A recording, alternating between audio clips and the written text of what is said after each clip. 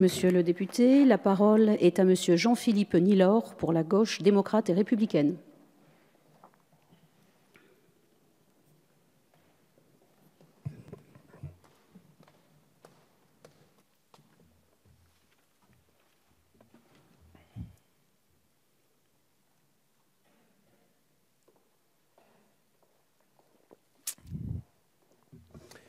Madame la Présidente, Madame la Ministre, Madame et Messieurs les rapporteurs, chers collègues. Madame la Présidente, j'ai fait 8000 km pour prononcer ce discours. Et s'il dépasse de 8 secondes, je vous avertis que 1000 km la seconde, ce n'est pas très cher payé. Nous sommes aujourd'hui à l'heure fatidique des discussions relatives aux crédits alloués à la mission Outre-mer pour 2018. Toutefois, pour un premier budget, pour un premier signal, on aurait pu rêver plus grand. Et je sais, Madame la Ministre, que vous avez pu rêver plus grand. Cependant, il est opportun de rappeler ici que les financements des politiques publiques mises en place dans nos territoires ne dépendent pas exclusivement de cette mission Outre-mer. Ainsi, la baisse des dotations de nombreux budgets de ce PLF 2018 nous impacte déjà négativement. C'est le cas de nos hôpitaux malades qui dépendent de la perfusion du ministère de la Santé, avec un modèle économique de financement inadapté qui pénalise nos établissements en les enfonçant durablement et irrémédiablement dans la crise. C'est aussi le cas de nos prisons, prisonnières, de leur surpeuplement et de leur sous-financement, qui dépendent des menottes ou de la guillotine du ministère de la Justice. En Martinique, je rappelle que nous avons eu affaire à 3 suicides en 3 semaines, conséquence des conditions de travail dégradées et dégradantes, partagées respectivement par les détenus et les agents. Conditions pour lesquelles la France a essuyé l'affront d'une condamnation de la Cour européenne des droits de l'homme en septembre 2016.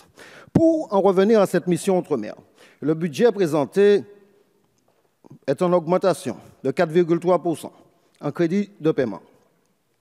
Mais dans ce contexte de pénurie budgétaire, pourquoi donc cette augmentation ne suscite-t-elle pas chez nous un sentiment de satisfaction, de reconnaissance, de totale gratitude?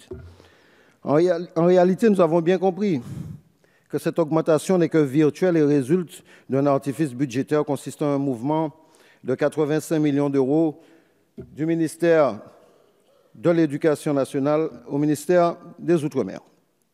D'autre part, le Martiniquais que je suis sait pertinemment que suite aux promesses de campagne faites à certains territoires, Guyane, Mayotte, une large part de ce budget est déjà quasi affectée. Ainsi, à périmètre budgétaire constant, les aides affectées aux autres territoires diminueront mathématiquement. Il faut avoir le courage de nous le dire et de l'assumer.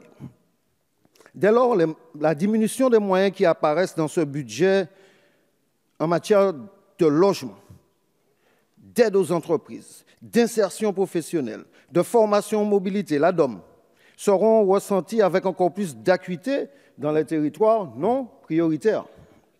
Nous sommes loin, très loin du changement de paradigme annoncé. Je ne me contente pas de dénoncer, je suis également porteur de propositions concrètes sur lesquelles nous aurons l'occasion, je l'espère, de nous prononcer lors de l'examen des amendements. Nos amendements portaient, parce que beaucoup ont subi la guillotine de l'article 40, nos amendements portaient sur des opportunités réelles d'enrichissement de ce texte. Nous attirons votre attention sur l'amiante, notamment en Martinique, dont la prolifération représente un danger réel pour nos populations. 70% des constructions ont un potentiel amiante. Des lotissements entiers financés par l'État sont chargés d'amiante. Et nous confrontons à un taux de financement public plafonné à 80% quand les seuls travaux de désamiantage atteignent allègrement les 45 000 €. Des centaines de dossiers sont actuellement bloqués faute de financement, alors que ces dossiers concernent des logements insalubres pour lesquels l'amiante en question est active, donc nocive.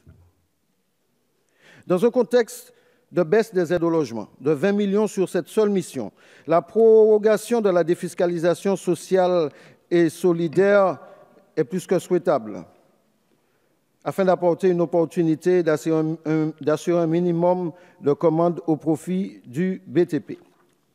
Sur le plan économique, nous sommes favorables à un renforcement notoire du CICE pour certains secteurs prioritaires. Enfin, l'illustration de combat à mener dans la lutte contre la vie chère, c'est la fin des discriminations concernant les tarifs postaux. Il n'est pas admissible que nos populations fassent l'objet d'une surtarification des envois postaux.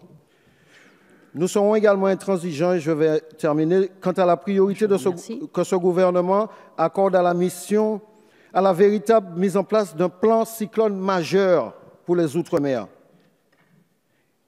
Il faudra redoubler de vigilance pour la prochaine saison cyclonique, car ces méga incendies de juillet, août, septembre 2017 aux USA, au Portugal, en Australie, en Corse, risquent encore d'aggraver les perturbations en cours. En conclusion, Madame la Ministre, quoi qu'on dise, le marketing politique gouvernemental, ce budget n'est pas meilleur que les précédents. Le pire, c'est qu'il n'est même pas pire. Il s'inscrit simplement dans une longue lignée de budgets sans audace, sans ambition, sans un regard neuf, décrassé que méritent nos territoires.